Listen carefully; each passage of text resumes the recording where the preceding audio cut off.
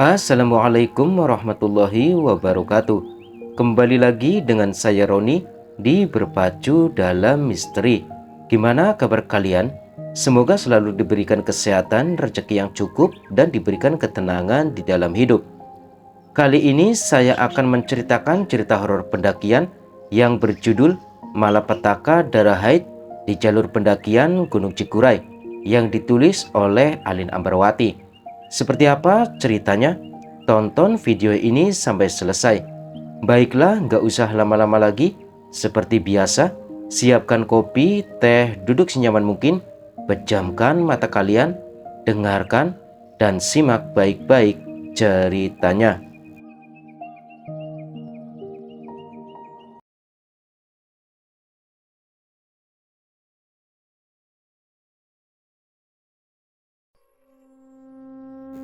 Johnny, seorang pemuda tampan yang memiliki hobi mendaki gunung-gunung menantang yang ada di Indonesia. Ia merupakan salah seorang mahasiswa tingkat akhir yang berkuliah di salah satu universitas negeri di kota Bandung. Ia tergabung dalam kelompok mahasiswa pencinta alam di kampusnya. Hampir di setiap bulan kelompoknya tersebut melakukan pendakian ke gunung-gunung yang ada di Pulau Jawa, bahkan sampai keluar Pulau Jawa. Gunung terjauh yang pernah ia daki adalah Gunung Rinjani. Sebagai mahasiswa tingkat akhir, ia merasakan kesulitan dalam menyusun skripsinya hingga membuat ia sedikit frustasi. Oleh karena itu, ia pun mengajak beberapa teman terdekatnya di kelompok pencinta alam untuk melakukan pendakian dengan tujuan menghilangkan penat di dalam pikirannya tersebut. "Gua penat banget nih, daki yuk," ucap Johnny mengajak beberapa teman yang lainnya. Meski ia berkuliah di kota Bandung, namun ia tidak pandai menggunakan bahasa Sunda sebab ia berasal dari kota Jakarta. Begitupun beberapa teman yang lainnya. "Daki kemana nih?" tanya salah seorang teman Johnny yang bernama Dika. "Gua lagi pengen daki dekat aja nih. Gimana kalau di sekitaran Jawa Barat?" ucap Johnny. "Boleh lah, biar bisa sekalian irit ongkos kita," ucap Dika. "Mau ajak siapa aja nih?" tanya Johnny. "Teman-teman di base camp aja biasa," ucap Dika. Aku dan Dika pun memutuskan untuk datang ke base camp untuk mengajak beberapa teman lain untuk bergabung dalam pendakian ini. Sesampainya di base camp, nyatanya ramai anak-anak sedang berbincang-bincang santai. Akhirnya Johnny dan Dika pun masuk membuka obrolan. Gua sama Dika mau daki nih ke gunung di Jawa Barat, deketan. Siapa yang mau join nih?" tanya Johnny. "Kapan rencana?" tanya salah seorang teman bernama Arum. "Kemungkinan weekend ini sih. Gua penat banget nih urus skripsi.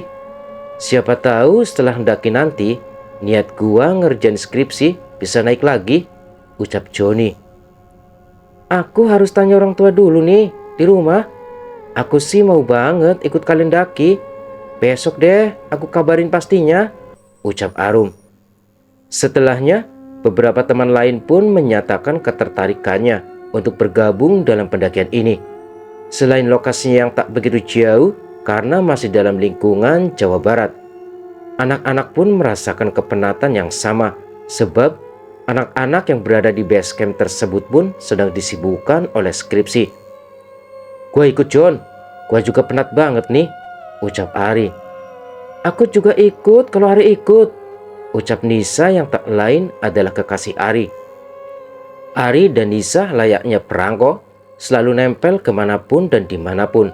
Wajar saja, mereka sudah menjalin hubungan yang cukup lama sejak mereka masuk kuliah, hingga tak heran jika mereka selalu ingin menghabiskan waktu bersama. "Iya, yang perangkoma selalu nempel," ledek Johnny. Tapi Johnny merasa senang sebab ajakannya disambut sangat baik oleh semua teman-temannya di base camp. Sampai saat ini sudah ada 5 orang yang jika digabung dengan dirinya yang setuju dengan ajakannya mendaki. Ada lagi nggak nih yang mau join?" tanya Dika. "Gue deh mau," ucap Agus. "Aku juga dong," ucap Tasya. "Oke, kalau gitu ada udah ada 7 orang ya yang mau join. Gua, Dika, Arum, Ari, Nisa, Agus, sama Tasya, ucap Joni. Wah, asik nih rame-rame, ucap Dika. Kalau gitu, weekend nanti kita kumpul ya di base camp jam 8 pagi. Kita ke lokasi pakai mobil gua. Jadi kalian gak perlu pusing mikirin kendaraan, ucap Joni. Logistik gimana? Tanya Dika. Kita belanja 1 hari sebelum berangkat biar aman. Masalah barang-barang yang berat-berat kayak tenda dan lainnya, kita pakai punya Mapala aja, biar gampang, ucap Joni. Semua orang pun setuju dengan arahan yang diberikan oleh Joni. Joni memang terbiasa menjadi seorang leader dalam sebuah pendakian hingga tak heran ia akan dengan mudahnya memberikan arahan kepada semua teman-temannya. 1 hari sebelum pendakian, Arum menyatakan bahwa dirinya bisa gabung dalam pendakian ini. Sebab dia sudah mendapat izin dari kedua orang tuanya. Joni pun memutus Arum, Dika dan Tasya untuk pergi berbelanja ke swalayan Borma yang lokasinya tak jauh dari kampus untuk membeli beberapa logistik yang diperlukan saat pendakian. Mereka berbelanja dengan perasaan bahagia sebab esok hari mereka akan melakukan pendakian. Namun tiba-tiba saja Arum dan Tasya saling berbincang tentang jadwal mereka datang bulan. Aku takut kalau tiba-tiba saat pendakian malah datang bulan, Syah, ucap Arum. Emangnya jadwal haid kamu kapan? Tanya Tasya. Kalau dari aplikasi sih 5 hari lagi, ucap Arum. Kalau 5 hari lagi mah masih aman. Siklus kamu biasanya tepat kan sesuai aplikasi? Tanya Tasya. Biasanya sih gitu.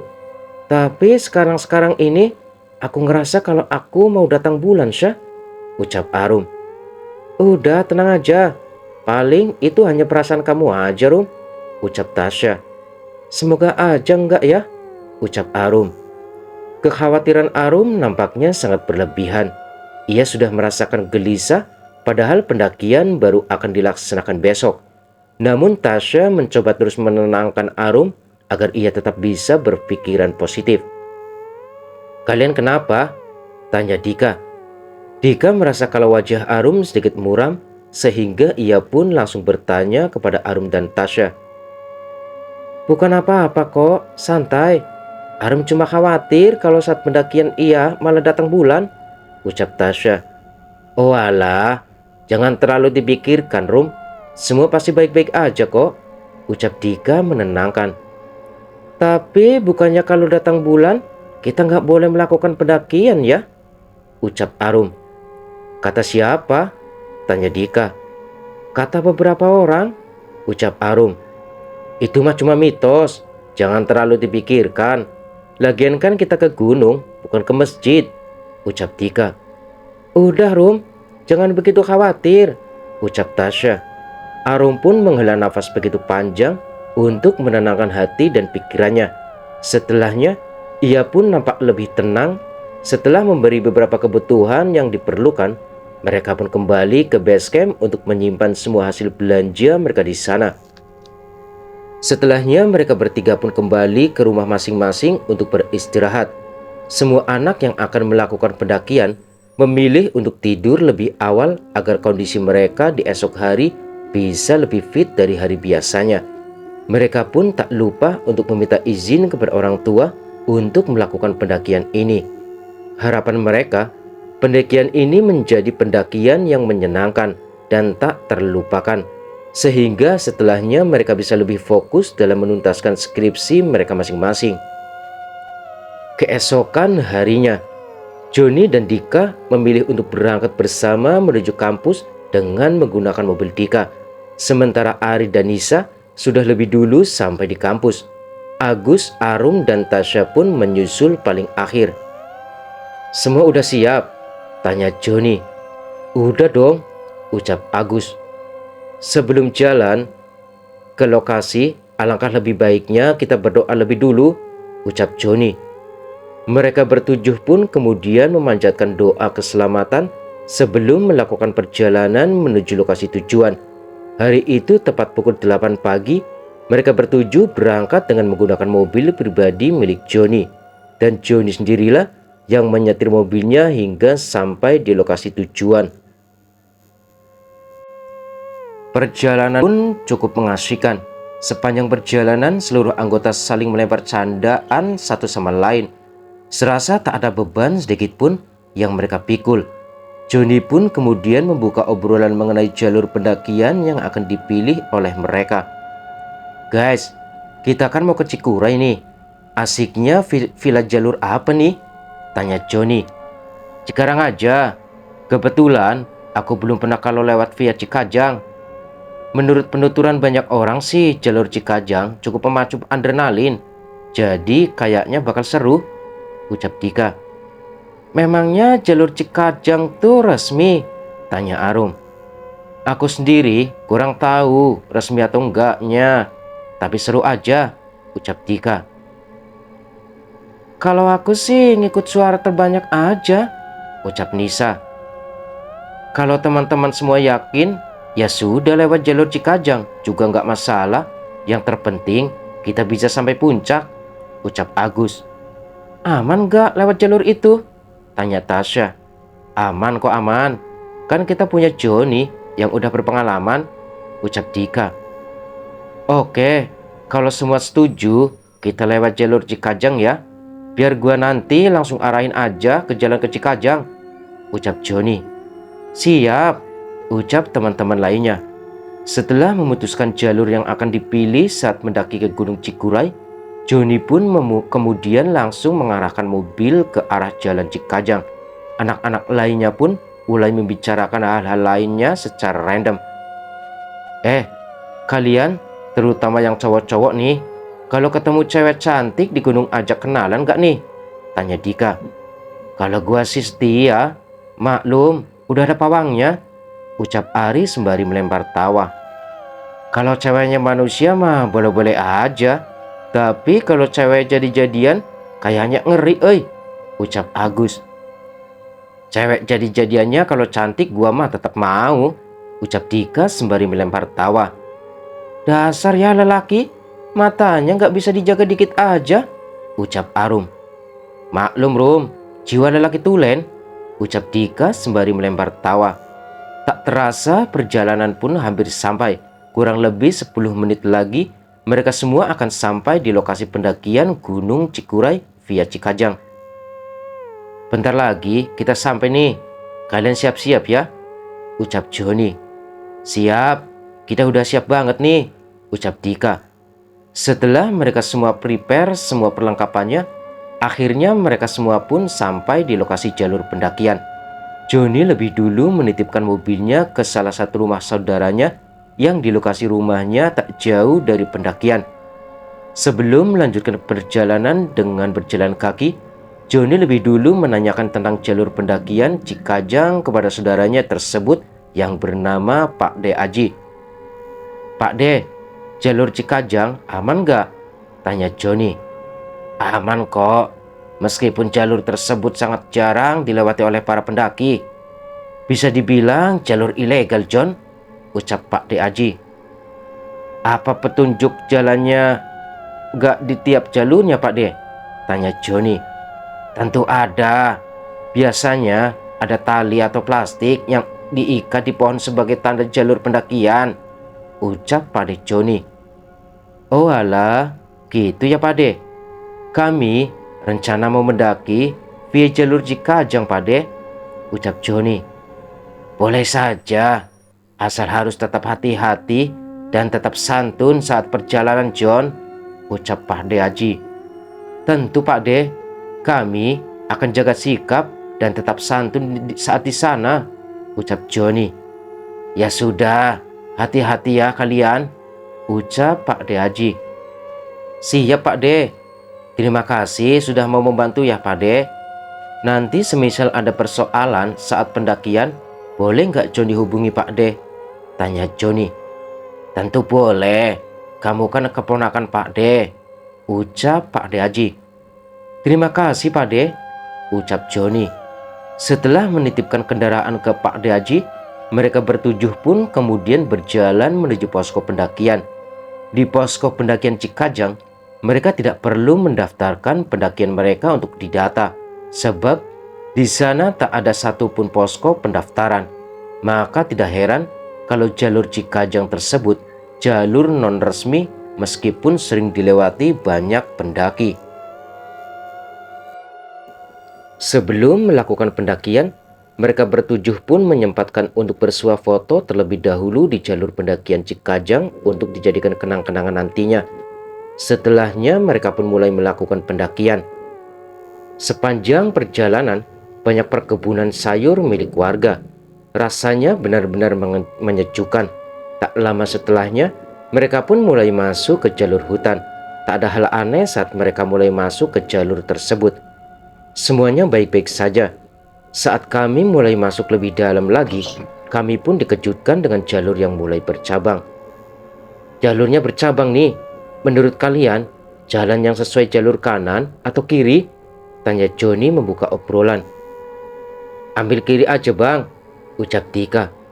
Yang lain gimana? Ucap Joni. Ambil kiri, ucap teman yang lainnya. Di persimpangan pertama, mereka pun memilih jalur kiri. Dan ternyata jalur yang mereka pilih adalah jalur yang benar. Sebab mereka menemui jalur pendakian yang terlihat sering dilintasi oleh orang lain. Tak lama setelahnya, terdapat persimpangan lainnya di hadapan mereka. Ambil kanan bang, ucap Dika. Apal banget lu Dik, ucap Joni. Jelas dong, kan gue cari tahu dulu sebelum pendakian ini. Makanya saat lu tanya mau via apa, gue langsung jawab Cikajang.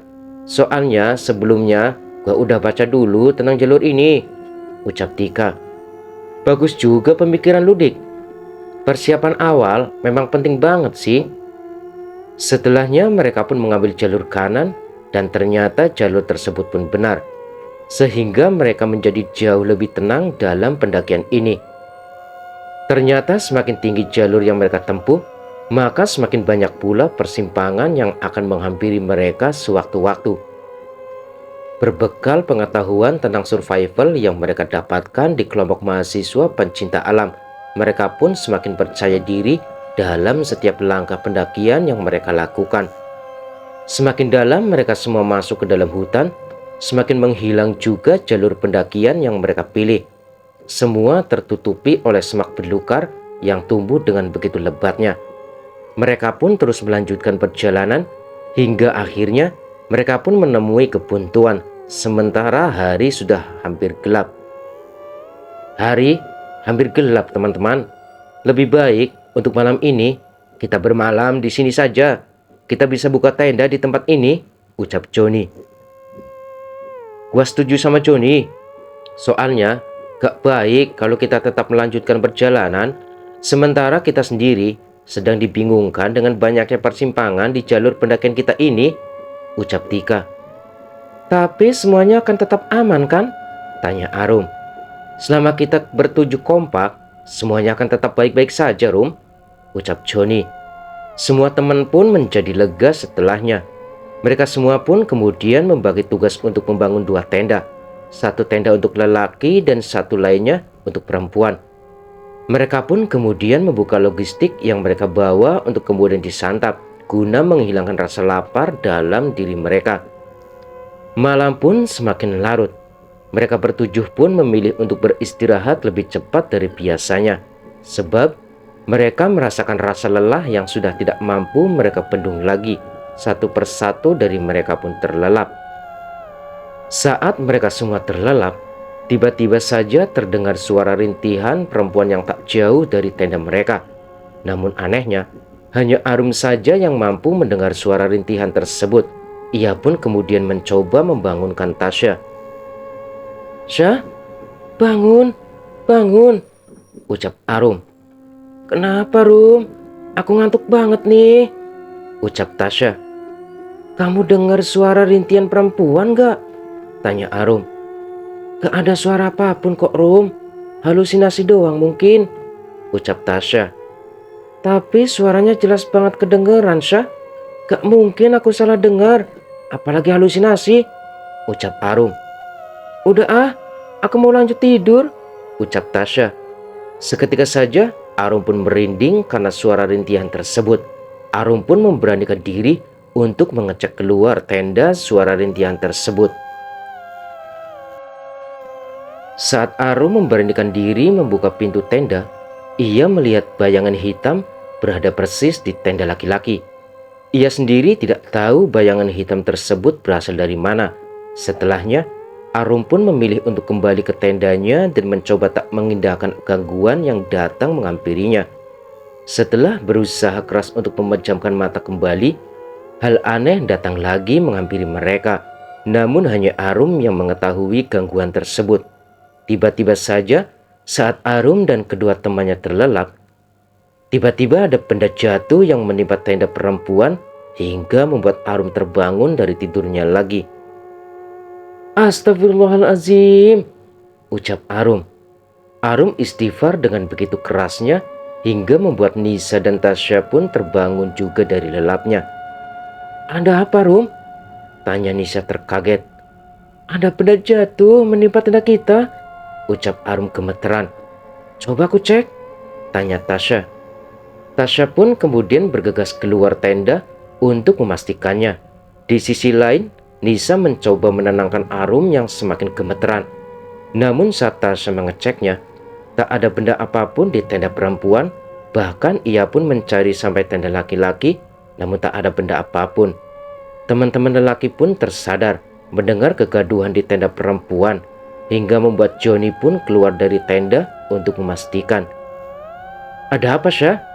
tanya Johnny. "Ini si Arum ngerasa ada benda jatuh yang langsung nimpa ke tenda kita. Tapi setelah ku cek, gak ada benda apapun," ucap Tasya. "Mungkin hanya halusinasi atau mimpi barangkali," ucap Johnny. "Tapi ini kedua kalinya loh. Sebelumnya Arum juga bangunin aku.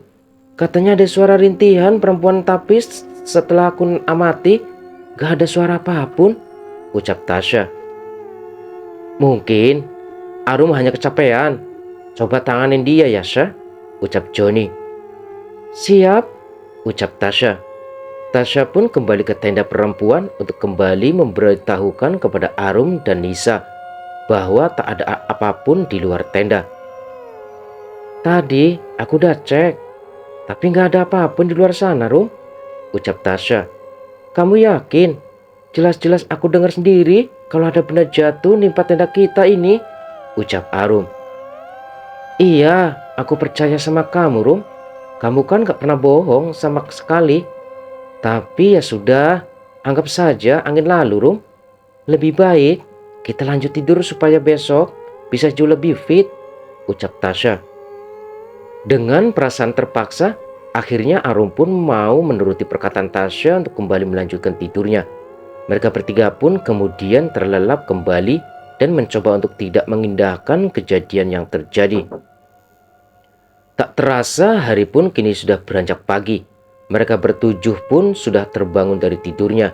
Meskipun semalam banyak kejadian janggal yang dialami oleh Arum, namun ia mencoba untuk bersikap biasa agar teman-teman yang lain tidak mengkhawatirkannya.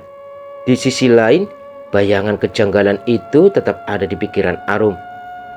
Mereka bertujuh pun kemudian mulai memasak logistik yang sebelumnya sudah dipersiapkan untuk dijadikan bekal saat mereka melanjutkan perjalanan lagi.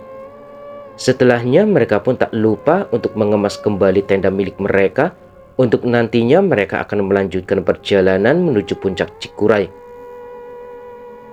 "Arum, kamu baik-baik saja?" tanya Johnny. "Baik, Bang," ucap Arum. "Syukurlah. Kalau kamu ada hal yang dirasa, kamu bisa langsung bilang ke saya atau yang lainnya agar lekas dicarikan solusi," ucap Johnny. "Sejauh ini masih aman kok, Bang John," ucap Arum. "Syukurlah kalau semuanya aman," ucap Johnny. Setelah mereka menyantap sarapan dan mengemasi semua hal yang berkaitan dengan tenda, mereka pun kemudian melanjutkan perjalanan menyusuri hutan belantara yang terlihat masih sangat perawan alias belum dikunjungi oleh manusia lainnya. Saat di dalam perjalanan, Arum merasakan ada hal yang aneh dalam dirinya. Tubuhnya mendadak lemas, perutnya pun begitu sakit seperti orang yang akan datang bulan. Ia pun kemudian meminta izin kepada teman-temannya untuk memastikan apakah ia benar-benar datang bulan atau tidak. Ia kemudian mengajak Tasya untuk menemaninya, dan setelah dicek, ternyata Arum memang benar-benar datang bulan dan hari ini tepat hari pertama. "Syah, aku datang bulan. Gimana nih?" tanya Arum kebingungan. "Kamu ada pembalut nggak? Kalau ada, langsung pakai aja. Jangan sampai darahnya menetes kemana-mana," ucap Tasya. Ada. Kebetulan aku bawa 2 pembalut. Semoga aja nanti bisa cukup," ucap Arum. "Ya sudah, langsung pakai aja," ucap Tasya.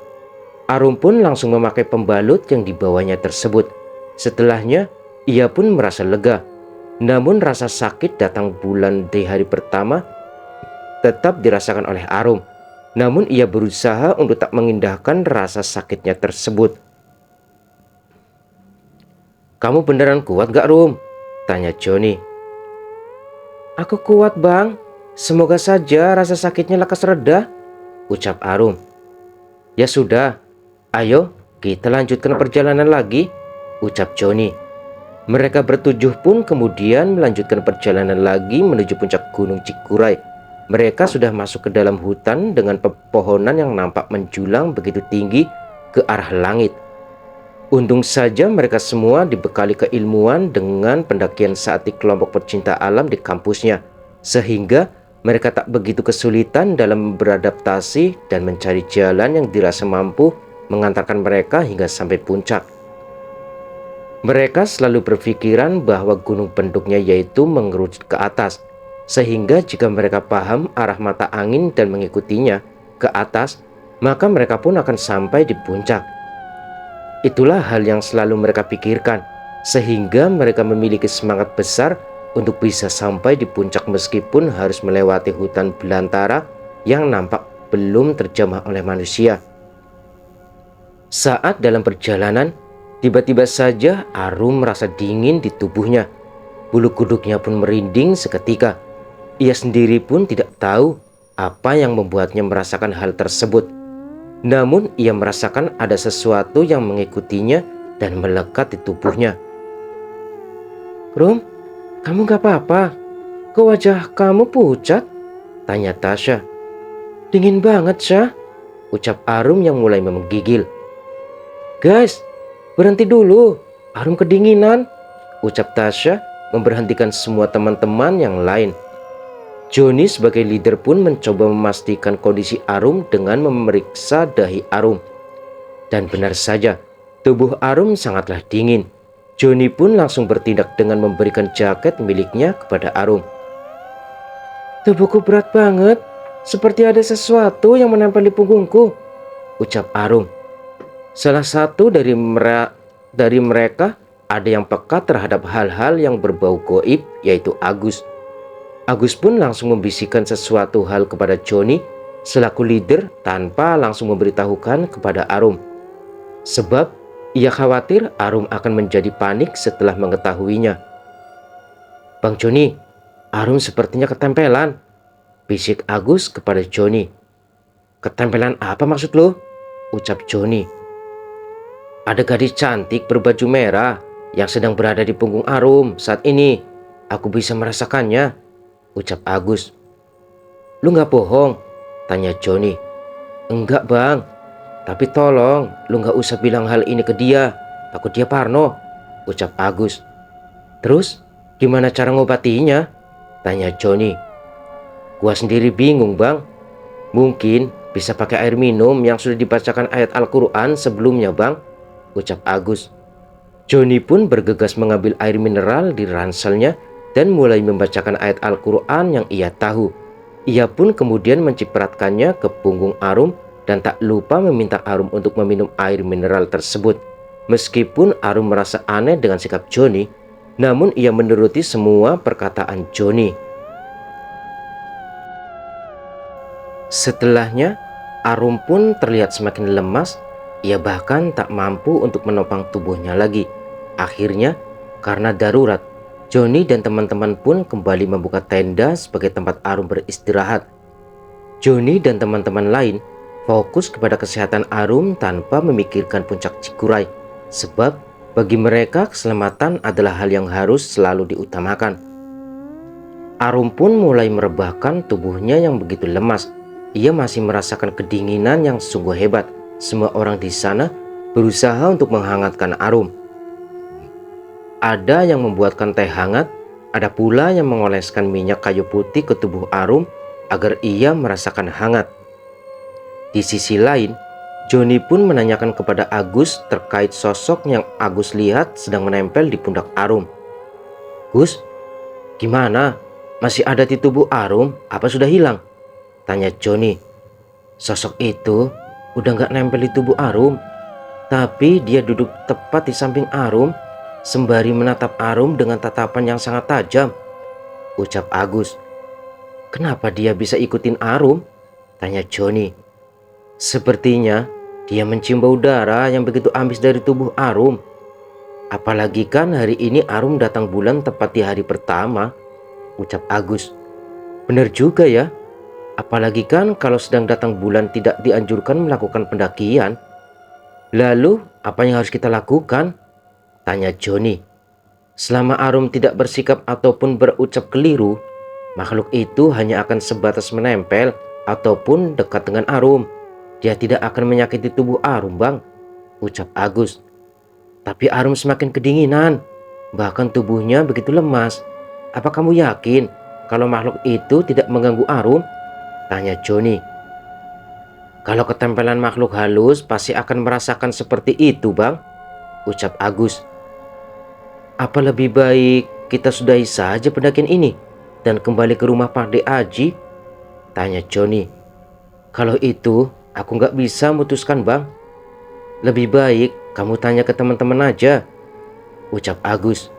Joni pun kemudian membuka obrolan dengan semua teman-temannya tepat di depan tenda untuk membicarakan tentang kelanjutan pendakian Cikuray ini. "Guys, Arum kan sakit nih.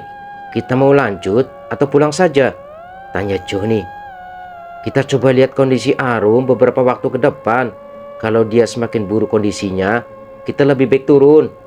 Namun, jika sebaliknya, kita bisa lanjutkan perjalanan menuju puncak," ucap Dika. "Bagaimana yang lain?" tanya Joni. "Sebetulnya aku dengan Nisa pengen sampai puncak supaya ada kenang-kenangan. Tapi kalau semuanya setuju turun ya kami ikut," ucap Ari. "Lebih baik turun, sebab aku tak tega melihat kondisi Arum seperti ini," ucap Tasya. "Ya sudah, kita lihat perkembangan kondisi Arum selama 1 jam ke depan ya. Kalau dia pulih, segera kita lanjut. Kalau semakin buruk, kita turun," ucap Joni. Meskipun saat ini Joni dan keenam temannya sedang tersesat saat akan mendaki ke puncak Gunung Cikuray, namun Joni tahu arah turun ke bawah, sebab di sepanjang jalan yang mereka lewati, ia lebih dulu memberikan tanda berupa ikatan tali yang ia gantungkan di ranting pohon di sepanjang jalan yang mereka lewati. Joni benar-benar leader yang penuh dengan perhitungan dan tidak egois. Ia benar-benar memikirkan keselamatan seluruh anggotanya, terutama Arum yang sangat rentan sakit. Setelah 1 jam berlalu, kondisi Arum pun semakin membaik. "Jangan turun gitu aja, kita lanjut sampai puncak baru turun," ucap Arum yang ternyata mendengar semua hal yang diperbincangkan oleh teman-temannya. "Tapi kondisi kamu?" tanya Joni. "Aku baik-baik saja, Bang. Aku yakin akan selalu baik," ucap Arum. "Kamu butuh istirahat berapa lama lagi?" tanya Joni. "Beri aku waktu 1 jam untuk memulihkan kondisi tubuhku secara maksimal," ucap Arum. "Ya sudah, kita akan kembali melanjutkan perjalanan setelah kamu selesai beristirahat," ucap Joni.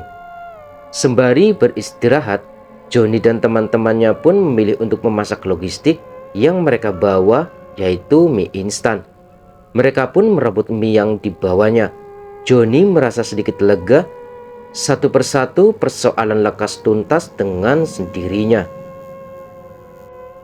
Saat teman-teman lain sedang menyantap hidangan yang selesai dimasaknya, tiba-tiba saja Arum keluar dari tenda dan menghampiri yang lain. "Lah Rum, kok keluar tenda? Memangnya kamu sudah pulih? Tanya Tasya. Syah, darahku sangat amis. Sepertinya aku harus segera mengganti pembalut, bisik Arum kepada Tasya. Kamu sudah kuat untuk berjalan? Tanya Tasya. Udah Syah, mau nggak kamu antar aku untuk ganti pembalut? Ucap Arum. Ya sudah, aku kemasi dulu piring milikku ya. Setelah itu, aku akan langsung antarkan kamu, ucap Tasya. Tasya pun mengemasi piring miliknya dan meminta izin kepada teman-teman yang lain untuk mengantarkan Arum pergi untuk mengganti pembalut. Guys, aku antar Arum dulu ya, ucap Tasya. Kalian mau berdua saja? Mau aku temenin gak? Tanya Johnny. Gak usah bang, ini urusan cewek, ucap Tasya. Mau aku temani, biar bertiga, ucap Nisha. Gak usah Nis, kamu sama Ari saja di sini, ucap Arum. Ya sudah, kalau gitu kalian hati-hati dan lekas kembali ya, jangan terlalu jauh, ucap Johnny. Iya bang, ucap Arum dan Tasya. Arum dan Tasya pun berjalan menuju pohon besar yang lokasinya tak jauh dari tempat tenda. Bau amis semakin menyengat. Wajar saja, hari ini merupakan hari pertama Arum datang bulan. Ia pun bergegas untuk menggantinya dengan yang baru. Setelahnya pembalut yang masih bersimpah darah ini ia buang begitu saja tanpa dibersihkan ataupun dibungkus terlebih dahulu hingga membuat Tasya terkaget. Loh, kok dibuang gitu aja? Tanya Tasya. Gak apa-apa Syah, udah penuh darah masa mau aku bawa lagi buat disimpan di atas? Ucap Arum. Tapi Pak Mali loh Rum membuang bekas pembalut sembarangan terlebih lagi masih bersimbah darah seperti itu. Takutnya darah haid kamu dijilat oleh makhluk halus, ucap Tasya khawatir. Masih aja kamu percaya tahayul Syah, ucap Arum. Bukan gitu Rum, tapi kita harus tetap menjunjung tinggi sikap sopan santun dimanapun kita berada, ucap Tasya. Sudahlah Syah, jangan dibesar-besarkan, ucap Arum. Tasya pun hanya bisa menggelengkan kepala atas sikap yang dilakukan oleh Arum. Ia tak habis pikir jika Arum akan melakukan hal demikian. Mereka pun kemudian kembali ke tenda untuk bergabung dengan yang lain. Tasya memberitahukan sikap yang dilakukan oleh Arum kepada Johnny. Bang, aku mau ngomong bisa? Tanya Tasya mengajak Johnny untuk berbicara di luar agar tak ada yang mendengarnya. Kenapa Syah? Tadi Arum buang bekas pembalut yang masih bersimpah darah sembarangan bang. Aku takut akan terjadi hal buruk setelahnya, ucap Tasya. Kamu gak coba peringatkan dia? Tanya Johnny. Sudah bang, namun dia tak menurut begitu saja, ucap Tasya. Gawat, semoga tak terjadi hal buruk setelahnya, ucap Johnny. Itu juga yang aku khawatirkan bang, ucap Tasya. Jika nanti terjadi hal yang lebih buruk dari sebelumnya, kita akan langsung turun, ucap Johnny. Ya sudah bang, semoga semuanya aman, ucap Tasya. Setelah berbincang serius, nampak terlihat raut kecemasan dari keduanya karena sikap Arum yang terlihat ceroboh dan tidak mengindahkan nasihat Tasya. Jika terjadi hal buruk, setelahnya ia pun akan merasa sangat bingung. Tak lama kemudian, sikap Arum tiba-tiba saja berubah. Ia tiba-tiba mengajak semua teman-teman yang lainnya untuk segera bergegas melanjutkan perjalanan menuju puncak Cikuray.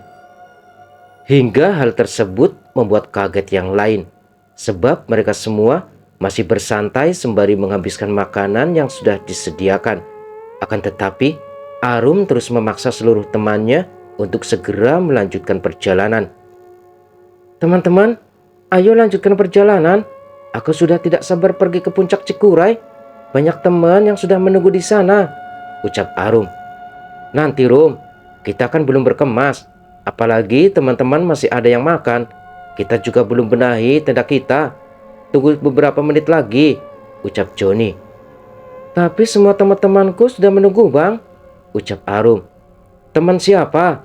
Kan kita di sini temanmu Rum, ucap Johnny. Pokoknya aku harus berangkat sekarang, Bang, ucap Arum. Mau jalan sama siapa? Yang lain masih berkemas, ucap Joni. Sendirian, Bang, ucap Arum. Gak boleh, tunggu, ucap Joni. Tapi Bang, ucap Arum, kita berangkat dari rumah bareng-bareng. Otomatis kita juga harus sampai puncak juga bareng-bareng, ucap Joni memberikan ketegasan kepada Arum. Setelahnya raut wajah Arum pun berubah kesal. Sikap Arum benar-benar aneh. Padahal semua temannya menghentikan perjalanan demi kesehatan dia. Tapi biasa-biasanya dia ingin ke puncak seorang diri. Ia benar-benar seperti dikuasai oleh orang lain. Tasya pun mencoba menenangkan Arum agar ia bisa kembali bersikap dengan bijak. Sudah, Rum, omongan Bang Joni benar. Kita berangkat bareng, otomatis kita juga harus sampai ke puncak bareng juga, ucap Tasya. Tapi mereka sudah nungguin aku, Syah, ucap Arum. Mereka siapa? Tanya Tasya. Sama teman-temanku, Syah, ucap Arum. Mungkin itu hanya halusinasi kamu saja, Rum. Tenangkan pikiran kamu dan tunggu teman-teman berkemas baru, nanti kita lanjutin perjalanan, ucap Tasya. Arum pun hanya mengangguk saat mendengar ucapan Tasya. Seluruh teman yang lain pun bergegas untuk merapikan tenda dan semua perlengkapan memasakkan yang digunakan sebelumnya. Setelah semua selesai, mereka pun kemudian melanjutkan perjalanan menuju puncak Cikuray. Anehnya, Arum selalu ingin berjalan paling depan. Ia ingin menunjukkan jalan yang benar kepada seluruh teman-temannya.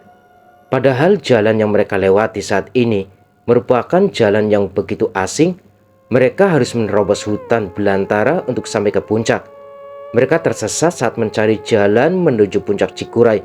Joni sebagai leader pun mencoba menegur Arum agar ia bisa berjalan di belakangnya. Ia tidak ingin Arum mengambil langkah yang salah. Kamu jalan di belakang aja, biar gua yang di depan, ucap Joni. Gak mau, Bang, aku pengen di depan, ucap Arum. Emang tahu jalan? Tanya Joni. Tahu dong, kan aku sering kesini, ucap Arum. Sikap Arum benar-benar aneh setelah ia tak sengaja membuang darah haidnya secara sembarangan. Joni pun bergegas menghampiri Agus yang tahu tentang hal-hal goib. Ia ingin memastikan bahwa Arum yang saat ini ada di antaranya merupakan Arum yang mereka kenal. Gus, dia beneran Arum bukan? Gua ngerasa aneh sama sikapnya, ucap Joni. Bang, kalau boleh ngomong jujur nih, dia bukan Arum, bisik Agus. Dia siapa? Tanya Joni.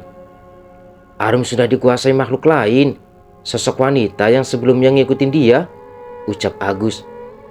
Lalu kenapa sekarang dia bisa kuasai tubuh Arum? Tanya Joni. Sepertinya Arum melakukan kesalahan yang ngebuat makhluk itu marah, Bang, ucap Agus. Joni pun teringat perkataan Tasya sebelumnya yang mengatakan bahwa Arum membuang pembalut yang berisi darah haid miliknya secara sembarangan. Apakah hal tersebut adalah pemicu dirinya dikuasai oleh makhluk lain? Joni benar-benar tidak bisa berpikir jernih setelahnya.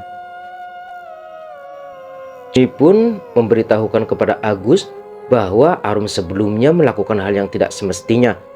Agus pun mulai bisa memahami setelah mendengar cerita tersebut bahwa penyebab utama sosok itu menguasai tubuh Arum adalah karena sikap Arum yang tidak semestinya. Bang, sepertinya sikap Arum tersebut yang menjadi penyebab utama sosok itu menguasai diri Arum, ucap Agus. Lalu apa yang harus kita lakukan? Tanya Joni. Gua sendiri bingung, Bang. Gua nggak bisa menyelesaikan persoalan Arum ini seorang diri. Perlu ada bantuan Ustadz untuk bisa membantu mengembalikan jiwa Arum ke raganya kembali, ucap Agus. Tapi kita kan lagi ada di atas gunung, Gus. Apa nggak ada cara lain? Tanya Joni. Nggak ada, Bang. Kita nggak bisa sembuhin Arum di sini. Terlalu berbahaya, ucap Agus. Di sisi lain, pergerakan Arum semakin cepat. Ia seolah-olah tidak merasakan lelah dan terus mengelantur bahwa seluruh teman-temannya sudah menunggunya di puncak Cikuray. Ia bahkan menerobos hutan yang benar-benar masih sulit untuk dijamah manusia. dan sepertinya ia mengambil jalan yang salah. Jalan itu mengarah ke sebuah jurang. "Rum, berhenti!" "Kenapa bang? Ini jalan yang benar kok," ucap Arum dengan begitu santainya. Sosok yang menguasai tubuh Arum sangat pandai bersandiwara. Ia bahkan berlagak seperti bukan orang lain. Ia benar-benar bersandiwara bahwa dia merupakan sosok Arum yang sebenarnya. "Aku mau lari bang, biar cepat sampai," ucap Arum. Semua orang hanya bisa menatap keanehan yang ditunjukkan oleh Arum. Hingga akhirnya Johnny pun memberitahukan kebenarannya kepada semuanya, yaitu kepada Tasya, Dika, Ari dan juga Nisa. Mereka semua nampak syok saat mendengar kebenarannya tersebut. Mereka bahkan kebingungan tentang apa yang harus mereka perbuat sementara Arum harus bertingkah di luar batas. Karena Arum berlari begitu cepat, Johnny dan yang lainnya pun tidak mampu mengimbangi laju Arum. Hingga akhirnya mereka pun benar-benar kehilangan jejak Arum. Mereka kemudian berpencar untuk mencarinya. "Arum, lu di mana?" ucap Johnny. Agus pun kemudian memberikan saran kepada Johnny agar ia segera meminta bantuan kepada siapapun yang dapat dengan segera menyusulnya ke atas gunung ini. Johnny pun berpikir untuk meminta bantuan Pak De Aji. Dengan sinyal yang putus-putus, ia berusaha untuk menelepon Pak De Aji. Ia sudah mencoba panggilan telepon sampai 10 kali, namun tak kunjung tersambung.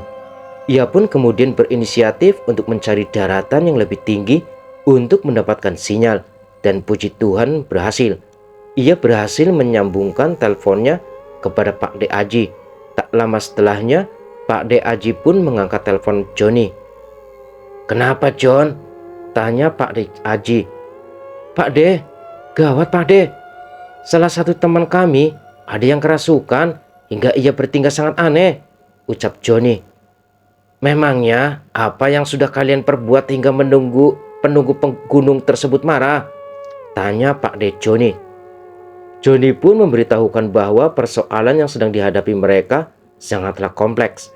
Ia juga memberitahukan tentang suatu hal yang dilakukan oleh Arum sebelum kejadian ini terulang. "Kalian di mana? Tunggu Pak De. Pak De akan menyusul ke sana," ucap Pak De Aji. "Kami masuk ke dalam hutan Pak De," ucap Johnny. "Jangan bergerak begitu jauh. Pak De dan beberapa orang akan membantu kalian semua," ucap Pak De. "Lalu untuk saat ini apa yang harus aku lakukan Pak De?" tanya Johnny. "Tidak banyak hal yang bisa dilakukan, sebab dari pengamatan yang telah dilakukan oleh Pak De Aji harus benar-benar sudah dikuasai oleh makhluk lain," ucap Pak De Aji. Johnny dan teman-teman lainnya pun memutuskan untuk terus mengawasi Arum tanpa beristirahat sedikit pun. Mereka tak ingin Arum bertindak gegabah dan hal tersebut dapat membahayakan dirinya sendiri. Semua teman sudah merasa kelelahan. Langkah Arum begitu cepat hingga sulit untuk diimbangi. Tasya yang begitu dekat dengan Arum hanya bisa menangis melihat Arum bertingkah seperti itu. Sementara teman-teman yang lain pun meminta untuk beristirahat lebih dulu. "Bang, gue udah gak kuat lagi. Gue sama Nisa istirahat dulu ya. Kalian kalau mau lanjut, ya sok lanjut dulu," ucap Ari. "Iya bang, aku benar-benar capek," ucap Nisa. Ari dan Nisa pun memilih untuk beristirahat lebih dulu. Mereka mengambil sisa minuman yang mereka bawa untuk melepaskan dahaga. Hari ini sudah hari kedua perjalanan pendakian mereka di Gunung Cikuray. Bukannya sampai di puncak, mereka malah dihadapkan dengan situasi yang tidak mengenakan. Sama seperti Ari dan Nisa, Dika dan Agus pun merasakan lelah yang sama. Mereka kemudian memilih untuk beristirahat lebih dulu.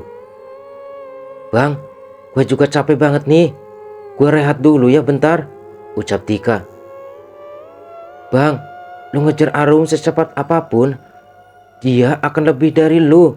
Makhluk itu benar-benar menguasai tubuh Arum," ucap Agus. Sementara Tasya hanya bisa terdiam. melihat semua temannya dibuat lelah oleh Arum. Ia sangat ingin mengikuti Arum, namun ia juga merasakan lelah yang tak bisa ditahankan lagi. Ia pun kemudian berteriak memanggil Arum dengan tangis di pipinya. "Arum, berhenti!" teriak Tasya. Setelah mendengar teriakan Tasya, Arum pun berhenti dan menengok ke arah Tasya dengan tatapan kosongnya.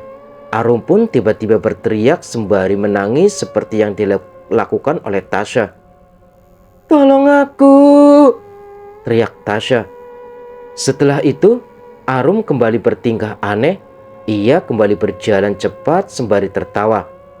Johnny yang melihat hal tersebut pun tak bisa tinggal diam. Ia kemudian mengejar kembali Arum dan memperbolehkan teman-teman yang lain untuk beristirahat. "Kalian tunggu saja di sini, biar gue yang kejar Arum," ucap Johnny. "Bang, lu juga harus hati-hati. Tangisan tadi benar-benar Arum, tapi setelahnya ia kembali dikuasai oleh makhluk itu," ucap Agus. "Gua titip teman-teman ke lu sama Dika ya," ucap Johnny. "Iya bang," ucap Agus dan Dika. Johnny pun kemudian berlari untuk mengejar Arum. Meskipun rumput di hutan tersebut tumbuh begitu lebat, ia mampu melewatinya dengan cepat. Keadaan gentinglah yang membuat sesuatu yang tidak mungkin menjadi mungkin. "Rum, berhenti!" ucap Johnny. Namun Arum tak menggubris omongan Johnny sama sekali. Ia terus berjalan begitu cepat sampai akhirnya Johnny benar-benar tidak mengejar Arum dan ia kehilangan jejak Arum. Ia benar-benar kecewa dengan dirinya sendiri. Di sisi lain, Arum masih dikuasai oleh makhluk tersebut.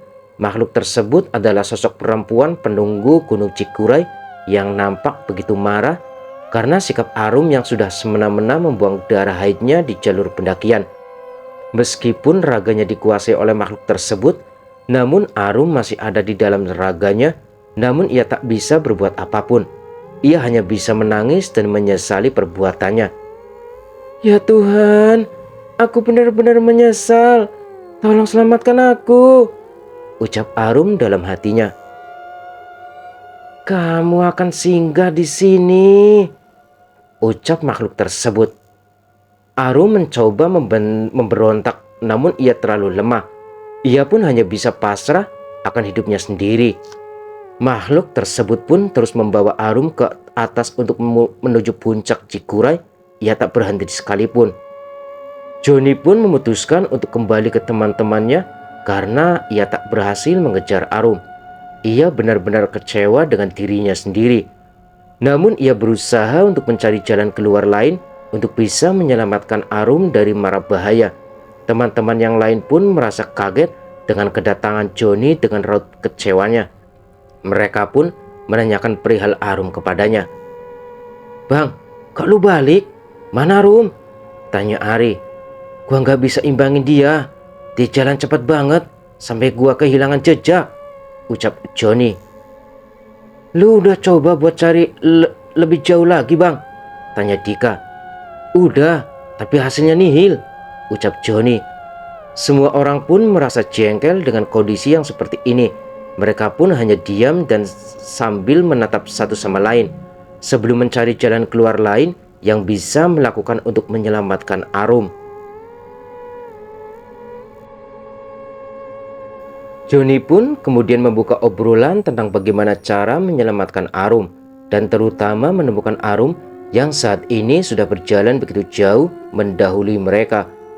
Awalnya semua teman-teman Johnny hanya bisa diam sebab mereka sendiri pun merasa kebingungan akan sikap yang harus mereka lakukan. Namun, Johnny terus memberikan semangat agar tidak menyerah dengan keadaan. "Kita harus bisa keluar dari persoalan ini. Terutama, kita harus menyelamatkan Arum dan membawa dia kembali turun. Meskipun pada akhirnya, kita tidak akan sampai puncak Cikuray," ucap Johnny. "Tapi, apa yang harus kita lakukan, Bang?" ucap Dika. "Bagaimana kalau kita turun lebih dulu dan kita meminta bantuan Pak De Aji beserta warga lain untuk membantu mencari Arum? Gue yakin mereka jauh lebih paham dengan medan gunung ini," ucap Agus berpendapat. "Gue setuju sih sama pendapat Agus. Yang lain gimana?" ucap Johnny. Kalau kita turun, lalu Arum sama siapa, Bang? Apalagi turun juga kita perlu waktu. Kalau misalkan kita tersesat, bagaimana? Ucap Tasya. Sebelumnya kan kita sudah kasih tanda jalan di tiap pohon yang kita lewati. Gue yakin saat turun nanti kita nggak bakal nyasar, ucap Ari. Benar kata Ari. Aku juga lebih setuju kalau kita turun. Karena kita nggak mungkin bisa kendalikan Arum hanya dengan berenam saja, ucap Nisa. Tapi Arum kasihan. Nanti dia sendirian, ucap Tasya. Tapi kalau kita nggak bertindak sekarang, kita akan semakin sulit untuk mencari Arum, ucap Nisa. Lu yang bisa mutusin, Bang. Lu leader di sini, ucap Dika. Joni pun mencoba menampung pendapat dari semua teman. Ia harus bisa mengambil pendapat yang paling baik agar ia bisa menyelamatkan Arum segera. Oke, gue setuju sama pendapat kalian. Lebih baik kita turun dulu sembari kita juga isi logistik yang sudah hampir habis. Setelahnya kita bisa minta tolong ke Pak De Aji dan para warga di sana. Gue yakin semakin banyak yang nyari akan semakin mudah juga kita nemuin Arum, ucap Joni. Setuju, Bang, ucap sebagian besar dari teman-teman Joni. Mereka pun kemudian mempersiapkan diri untuk kembali turun ke tempat awal mereka pertama melakukan pendakian. Mereka tidak menghubungi Pak De Aji sebelumnya sebab ponsel milik mereka tak ada sinyal sama sekali. Dengan sisa tenaga mereka pun berjalan pelan sembari memastikan sekeliling, siapa tahu Arum terlihat di antara pepohonan di sana. Namun mereka tak melihat Arum. Mereka pun memutuskan untuk mempercepat jalan agar mereka lekas sampai di rumah Pak De Aji. Perjalanan yang mereka tempuh cukup panjang sebab mereka harus menyisir kembali hutan yang sebelumnya mereka lewati. Dengan persediaan logistik yang semakin berkurang, mereka benar-benar mencoba menghematnya. Sesekali mereka beristirahat untuk menghilangkan lelah dan setelahnya mereka pun melanjutkan perjalanan kembali. Guys, semangat, kita pasti bisa, ucap Joni mencoba menyemangati. Iya, Bang, jawab teman-teman yang lain. Setelah menempuh perjalanan panjang, mereka pun kemudian sampai di rumah Pak De Aji. Pak De Aji nampak kaget saat melihat Joni dan rombongannya terlihat begitu lesu. Ia pun kemudian menyuruh mereka semua untuk beristirahat. Kalian pasti sangat lelah. Lebih baik kalian istirahat dulu, ucap Pak De Aji. Kita nggak bisa beristirahat, Pak De.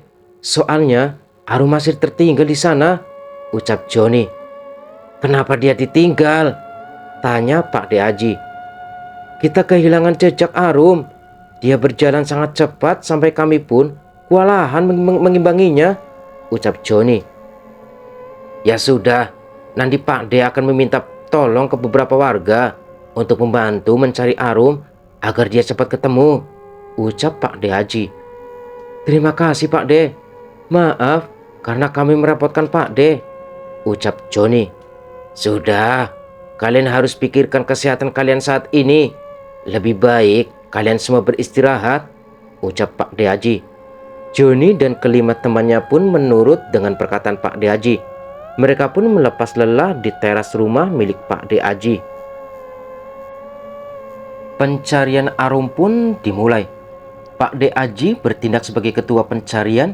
Ia pun mengajak beberapa tetangganya untuk turut membantu dalam proses pencarian ini. Pencarian dibagi menjadi 2 titik, arah timur dan barat. Untuk anggota perempuan tidak turut dilibatkan dalam pencarian, sebab Pak De Aji khawatir nantinya akan terjadi hal buruk lain. Joni, Dika turut bergabung dengan Pak De Aji dan 2 warga lainnya. Sementara Ari dan Agus terus bergabung bersama 3 warga lainnya. Pencarian pun dimulai dari pukul 7 pagi waktu setempat. Di sisi lain, Tasya dan Nisa pun merasa sangat khawatir dengan keadaan Arum. Mereka berdua berharap jika Arum segera ditemukan oleh tim pencari dalam keadaan sehat dan tanpa kurang apapun. Bagaimanapun juga, mereka berangkat bersama, jadi jika nanti pulang tanpa adanya kehadiran Arum, mereka pasti akan merasa bersalah kepada keluarga Arum. Semoga Arum lekas ditemukan ya Nisa, ucap Tasya sembari meneteskan air matanya. Aku juga berharap demikian Syah. Apalagi Arum adalah anak yang baik, terlepas dari kesalahannya membuang darah haid dari pertamanya sembarangan itu, ucap Nisa. Kalau aku tahu kejadiannya akan seburuk ini, aku pasti akan benar-benar mencegah Arum melakukan hal itu. Terlebih lagi dia pergi bersamaku saat itu, ucap Tasya. Yang terpenting, kamu sudah sempat memberi peringatan kepada Arum, Syah. Terlepas dia ikut omongan kamu atau enggak, itu sudah bukan lagi ranah kamu, ucap Nisa menenangkan. Tapi aku benar-benar menyesal, Nis, ucap Tasya. Kita doain aja supaya Arum cepat ditemukan ya Syah, ucap Nisa. Mereka pun tetap putus mendoakan keselamatan Arum. Meskipun mereka tidak bisa turut ikut dalam pencarian, setidaknya doa yang mereka panjatkan akan membantu proses pencarian tersebut. Perjalanan menuju puncak Cikuray dalam proses pencarian Arum pun memakan waktu yang cukup lama. Untung saja mereka dibekali perlengkapan yang sangat membantu proses mereka dalam menyusuri hutan yang begitu lebat. Tim dari sisi sebelah barat tak kunjung menemukan petunjuk tentang keberadaan Arum. Sama halnya dengan tim dari sisi sebelah timur. Mereka pun memutuskan untuk beristirahat untuk melepas lelah terlebih dahulu. Pencarian ini gak akan mudah, ucap Pak De Aji. Kenapa gak mudah Pak De? Tanya Joni.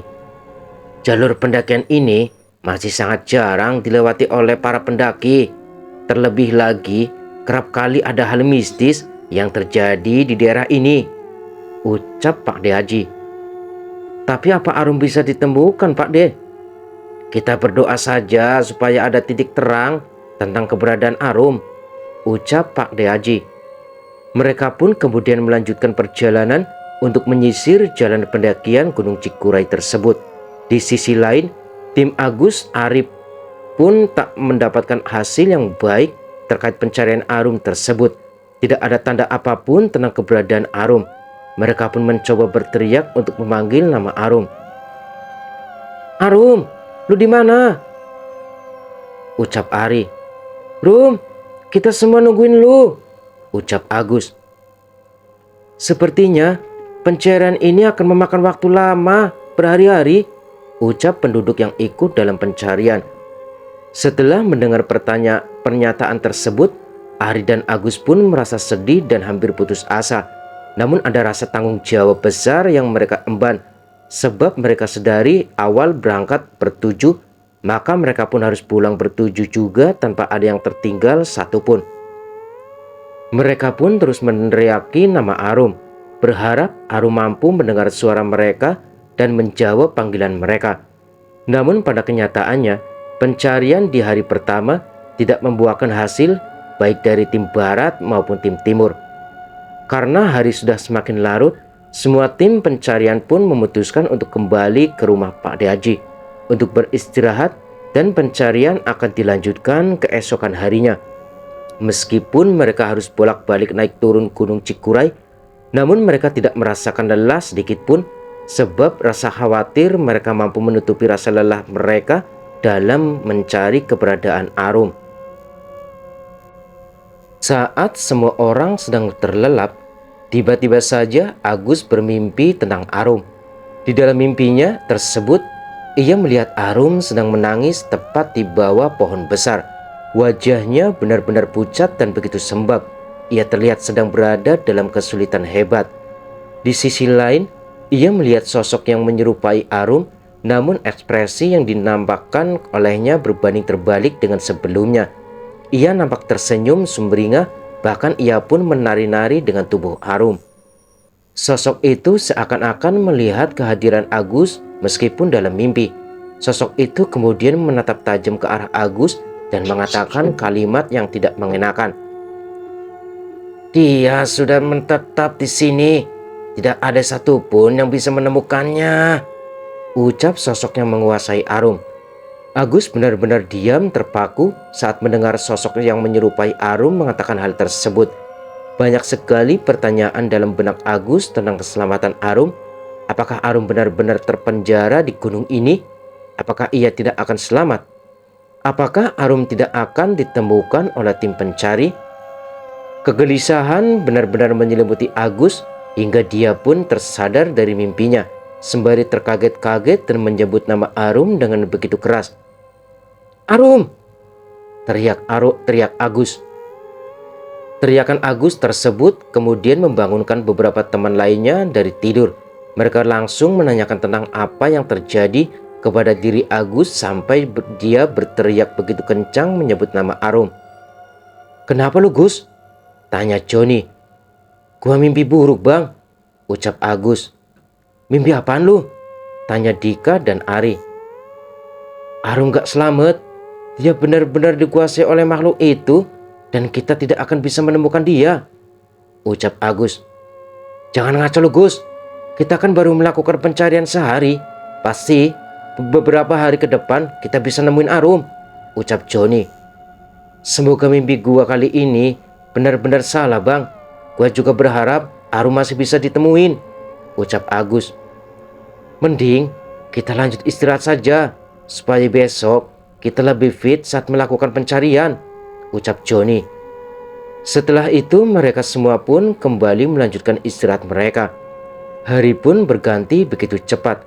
Mereka pun kembali melakukan pencarian. Hari ini tepat hari kedua.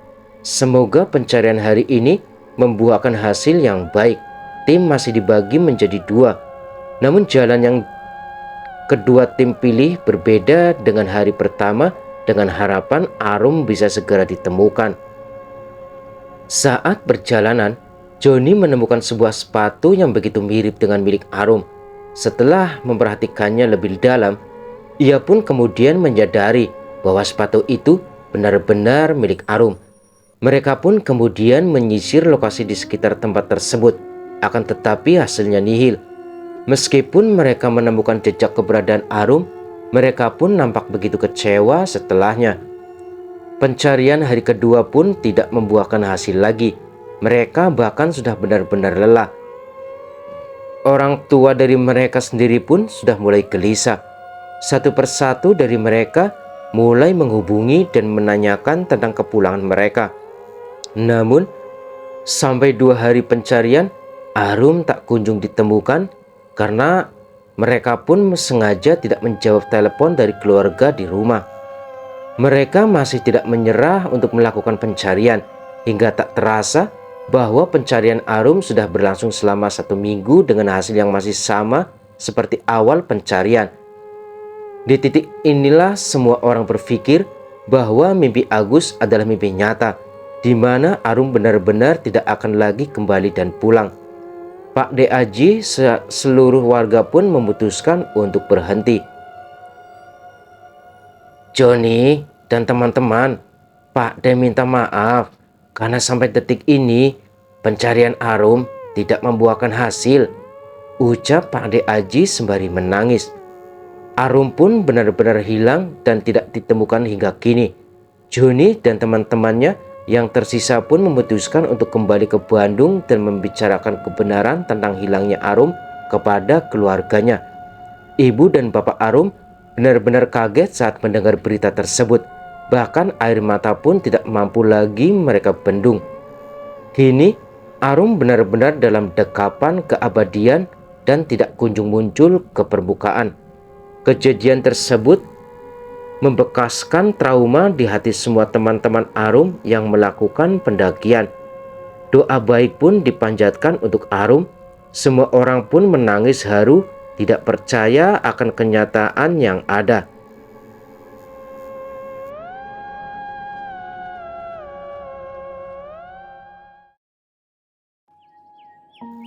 Oke teman-teman, inilah cerita horor pendakian Malapetaka Darahai di jalur pendakian Gunung Cikuray yang ditulis oleh Alin Ambarwati.